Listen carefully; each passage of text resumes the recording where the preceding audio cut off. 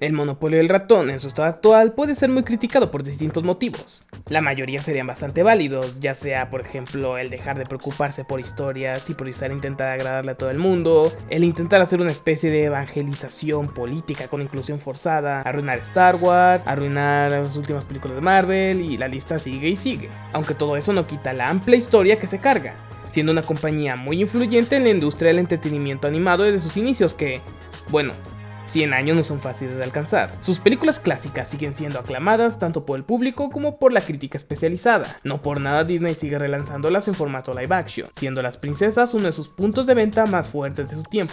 Sin embargo, la película que nos trae a continuación es, en mi opinión, una de las princesas con el trasfondo más trágico para una película Disney, además de ser la película con la que se nota más cierto filtro que Disney utilizaba en sus películas clásicas. Estamos hablando de Pocahontas del año 1995.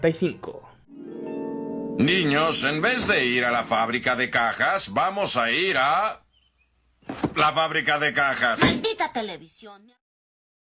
Pocahontas es la película número 33 de Disney, y es recordada como un clásico de la cinematografía de la empresa del ratón malvado.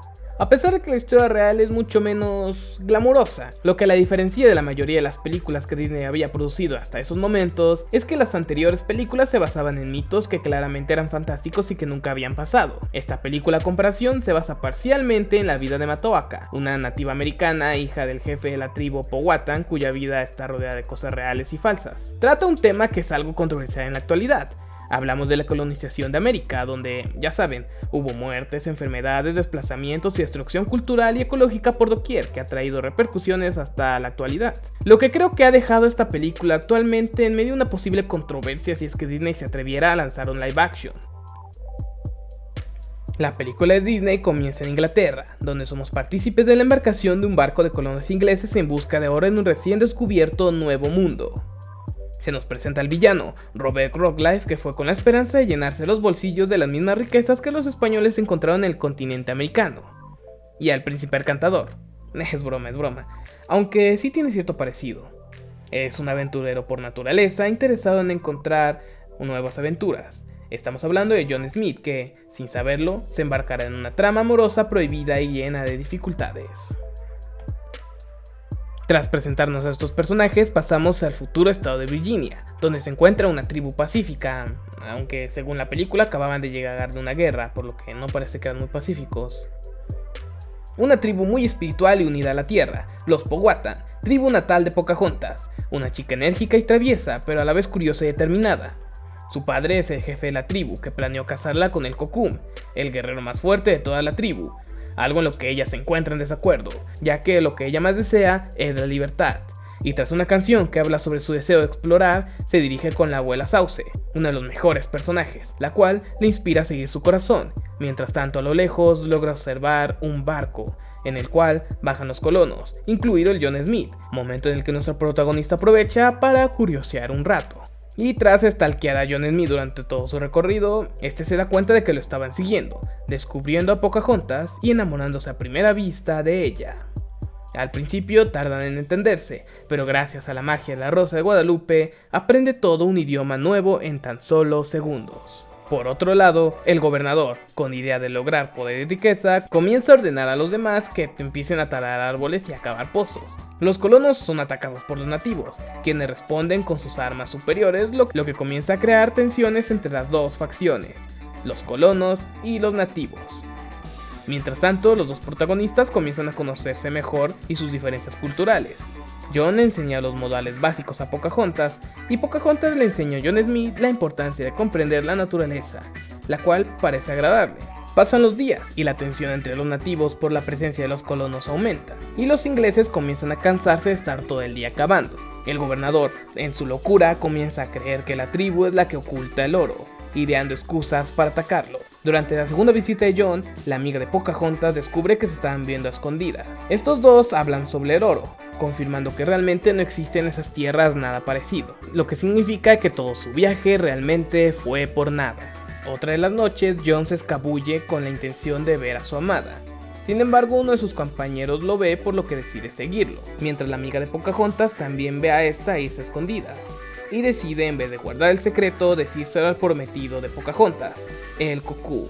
Y esto desencadena una serie de eventos que termina con la muerte del prometido de Pocahontas, a John capturado y sentenciado por la tribu. Esto escaló muy rápido. Y realmente va a escalar mucho más, porque el gobernador Ratcliffe aprovecha esto para comenzar un ataque con la intención de robar el inexistente oro que realmente no sabe que los nativos no tienen. Hasta que Pocahontas interviene, abrazando a John con la intención de evitar que sea ejecutado, en un acto de amor verdadero, en un acto de esperanza y de amor para todas las razas, o algo así. Y todo al final se resuelve gracias a la Virgen de Guadalupe, con el airecito y todo. En serio, no es broma, mírenlo y díganme que no se parece a una escena que se sacarían en La Rosa de Guadalupe. Al ver que su plan fracasó, el gobernador enloquece de ira y dispara contra el padre de Pocahontas, hiriendo a John en su lugar, que intentaba salvarlo. Esto es el colmo para todos los colonos, lo que finalmente deciden motinarse contra el gobernador, al quien arrastran de regreso a Inglaterra.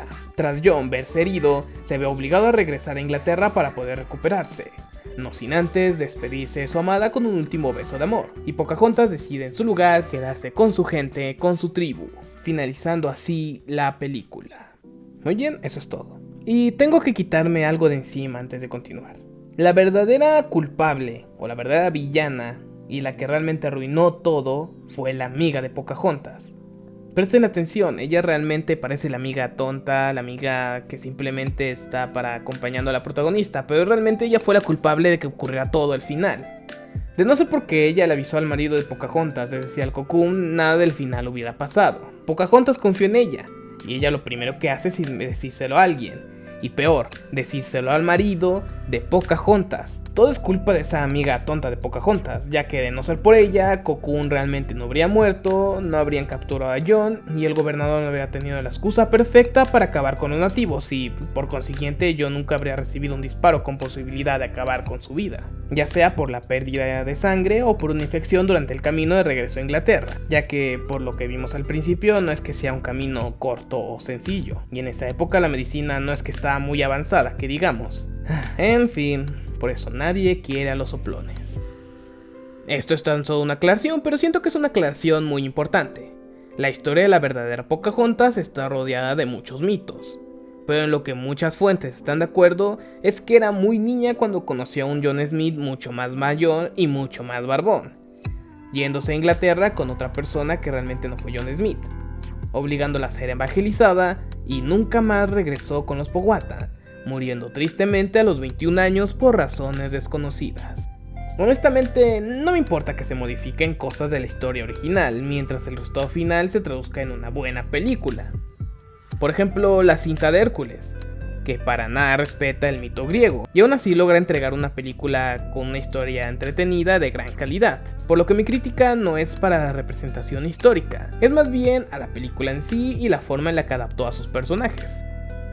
El personaje de Pocahontas tiene cierto parecido con la princesa Jasmine de Aladdin, ya que ambas cuentan con la misma motivación. Ambos personajes al principio de la película están siendo obligadas a escoger entre sus responsabilidades de casarse con alguien que no aman y la libertad, y ambos personajes son representadas como personajes femeninos decididos. No quiero decir que la personalidad de ambas sea la misma, ya que siento que Pocahontas es un poco más madura y observadora, pero la motivación sí lo es. La motivación se repitió con el mismo arquetipo de princesa Disney en ambas películas. Mientras tanto, vemos un cambio en el personaje de John Smith, que al principio habla de cómo mejorar sus tierras y matar a indios, y al final defiende a los ideales de la tribu nativa, aunque a pesar de eso John Smith es el personaje más olvidable de toda la película, ya que no está tan bien desarrollado como el villano o la protagonista. Es el personaje hombre europeo guapo y de buen corazón promedio. Y ahora que lo pienso, ¿no han notado que Disney tampoco fue bueno escribiendo personajes masculinos? Muchos eran genéricos, vacíos y olvidables. Bueno, hablando de la relación de estos dos, entiendo que en una historia de romance los protagonistas deben tener virtudes o motivos por los cuales surja el amor, pero Siento que fue un poco hiperbólica la forma en la que estos dos personajes se enamoraron. Y sí, busqué esa palabra en el diccionario. El punto es que de cierto modo funciona. Se nota que quisieron adaptar la historia de Romeo y Julieta en un contexto diferente. Se nota la idea original de mostrar una historia sobre entendimiento y amor, pero con el paso del tiempo se colocó como una historia de romance genérica. Perdió lo que podía haber sido una historia interesante sobre el choque cultural y la colonización. A esto me refiero cuando hablo de filtro Disney. La estética, la forma de contar la historia eran muy Disney, lo cual no necesariamente es malo, pero en esta película es donde se ven más sus costuras. Las películas que están hechas por un público infantil pueden tratar temas que sean complejos, pero lo difícil es tener la sensibilidad apropiada para poder abordarlos de una manera correcta y que el mensaje quede claro. Aunque por desgracia el mensaje a veces puede envejecer bien o mal dependiendo de la época. Y por desgracia, creo que algunas de las formas en las que Pocahontas trató algunos temas no envejecieron bien. Es muy de su época. E incluso artísticamente, el diseño de los personajes, a excepción de la protagonista y otros pocos, los siento genéricos y olvidables. Algo no tan alejado de la fórmula Disney que había manejado durante ese momento. Por así decirlo, son demasiado perfectos. Tanto que su romance se siente un poco falso. Aunque hablando del arte, lo que sí puedo rescatar de la película son el diseño de los escenarios, los gigantescos árboles, las ramas que caen en dirección hacia el piso, las paletas de colores que en ocasión se torna en tono azul con rosa, sobre todo que resalta mucho más en las canciones. Las canciones son los que siento que recuperan hasta cierto punto el mensaje original de lo que se buscaba. Los segmentos musicales son lo más fuerte que tiene la película, son los instantes en los que artísticamente resalta más. ¿Qué puedes esperar de estos animales? Su aspecto y su color son un horror. Canciones que hablan de odio y desconfianza, la búsqueda de libertad y la comprensión, es lo que más resalta de Pocahontas del 95, por lo que en general tiene un diseño de personajes genérico, pero cuando realmente se lo propone, puede llegar a entregar visuales interesantes y creativos. Tengo la impresión de que si Pocahontas hubiera salido en la actualidad, no habría tenido ni por encima el mismo éxito que tuvo en su época. De hecho, incluso creo que habría sido muy criticada. Es por la nueva sensibilidad de la generación actual. El tema de la colonización de América se ha vuelto un tanto controversial, sobre todo para los Estados Unidos, los cuales tienen un historial muy largo de racismo y discriminación contra los nativos americanos, quienes quedaron reducidos a solo un puñado de los que eran originalmente, desde la llegada de los españoles, ingleses y portugueses, por lo que si Disney quisiera hacerle un live action, va a cambiar muchas cosas para ajustarlo al sistema de pensamiento actual, que si eso es bueno o malo ahora es irrelevante. Recomiendo realmente escuchar las canciones en español latino, creo que quedan mejor que en su idioma original. ¿Qué puedes esperar de estos animales? Aunque bueno, Pocahontas, a pesar de su contexto, es una película de romance que funciona y que tenía un gran potencial, pero se quedó algo corto con el paso del tiempo. A comparación de otras películas clásicas de La Casa del Ratón, es la que no ha envejecido tan bien como las demás. Aún así, fue lo suficientemente reconocida y exitosa como para que Disney la reconozca y haya sacado mercancía durante muchos años. Puedo decir que no es la mejor película de Disney, pero tiene sus méritos. Tocar el tema de la conquista es algo complejo, porque fue una época distinta en la que la forma de pensar y el conocimiento eran distintos a los que tenemos hoy en día. Y Pocahontas de Disney es una versión idealizada de la compleja historia de su época. Como historia de romance realmente funciona, pero sin embargo queda opacada por otras tramas que fueron mejores llevadas. Eso sí, realmente le dio su reconocimiento son las canciones, porque realmente son muy buenas. Pero bueno, ¿qué opinan realmente de la película de Pocahontas? ¿Opinan igual que yo? Debatamos en los comentarios y nos vemos en la próxima.